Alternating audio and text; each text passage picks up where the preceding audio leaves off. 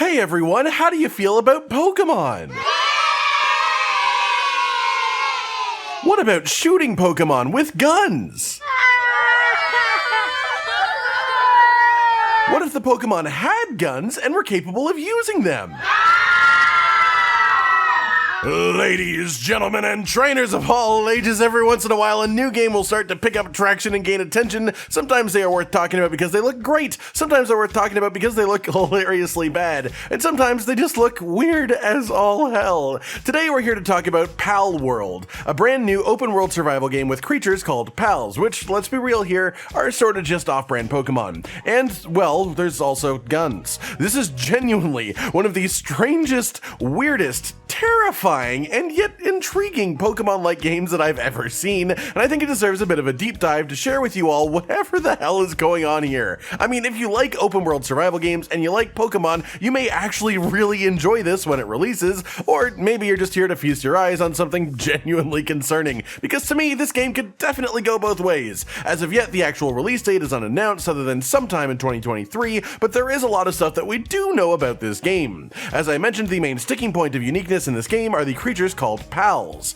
There are loads of different ones that we've seen so far, from a jet dragon called, well, Jetragon, I know, to this tiny little penguin guys that just exist to get squished or swallowed up by larger creatures. This is not your average Pokemon-like game though. Your goal is not to catch 'em all, as they say. It isn't to solve some world-ending threat, it's a survival game. Your goals are to collect resources, build bases, and fight enemies known as poachers who, well, hunt the pals. Also, you hunt the pals yourself. So really, who are you to call anyone else a poacher? Anyways, there are a lot of mechanics we are aware of that are either interesting or completely and utterly concerning, depending on where your point of view stands. You can capture pals, of course, as you would expect. You can make pals fight other pals or poachers. Yeah, that makes sense. You can breed them. Again, yeah, I can understand where that comes from. You can get them to quote-unquote help with farming. Okay, well, from that wording alone, that sounds reasonable. You can make them work in factories. Yep, you heard that right. You can build factories and force the pals to work in them. You can sell pals off for money, like, oh, I don't know, a poacher, maybe. But you aren't a poacher. Poachers are the bad guys. Remember that.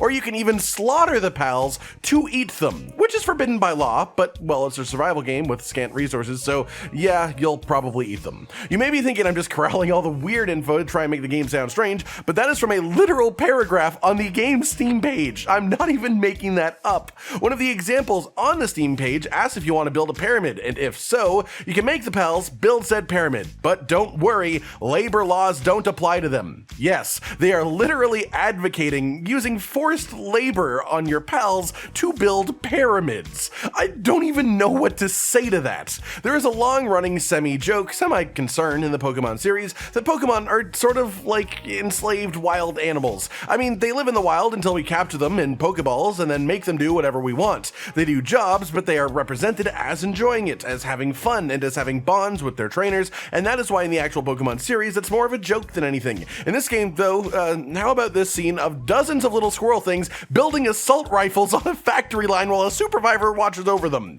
Sorry, but this looks absolutely dreadful. The gameplay might be fun. I have no way of knowing yet because they haven't released a proper gameplay video in any form, but it is absolutely undeniable that from the ground up, we are not playing as a good person. We are playing as someone who captures wild creatures, forces them to work in factories to make weapons that we then use to kill more wild creatures. We can choose to literally eat the ones that we have caught and theoretically are supposed to be making some sort of bonds with. We can force them to build a frickin' rocket. It's just hilarious for all of the wrong reasons, or right reasons, I guess. It entirely depends on how you view it. This is either a hilarious parody on what Pokemon is, or a really deeply problematic game. I choose to believe the developers are purposefully parodying the ageless Pokemon trope that I brought up earlier, and in that case, it definitely leans a quite bit more on the side of funny to me. Hilariously, while the developers describe one of the main activities of the game as fighting poachers, they also describe themselves that the act of poaching in this world is simply capturing endangered species that are in hunting prohibited areas.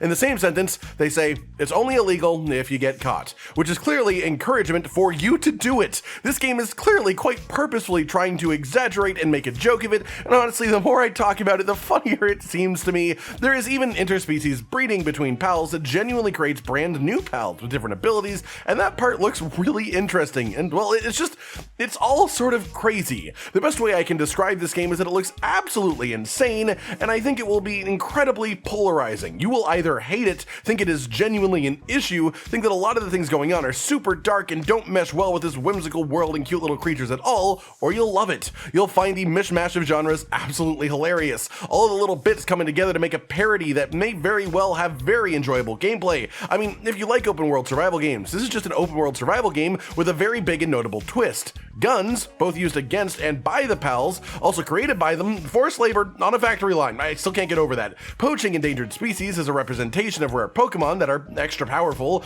building all kinds of structures that you'd want, all with the help of the pals, farming using the pals to help out, even the need of the fire-type pals to light fires that you'll need for basic survival needs. It basically takes the concept of building a team of friends and changes the world around it to be harsh and unforgiving. You don't capture the Pokemon that you want to make bonds with, you capture the pals that you need.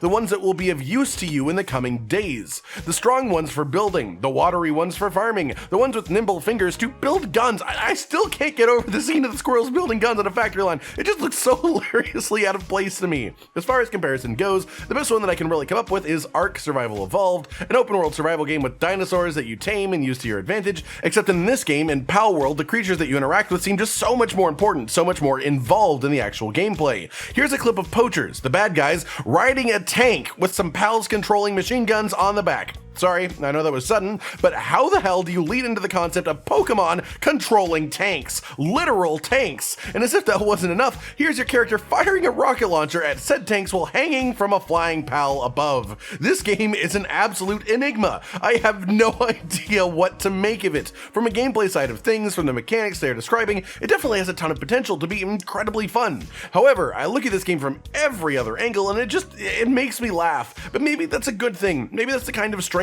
levity needed to make me actually get attached to a survival game, because at least personally, from the way that I view things, I don't really get too into the deep, dark, post-apocalyptic world survival games where you have to collect wood and stone or else you'll die a terrible death. But a survival game where you collect Pokemon with different abilities to fill different roles and uses related to your survival, your base building, and even your fighting needs, it's definitely intriguing. On some levels, this game genuinely hurts my brain, and yet it makes me laugh just the same.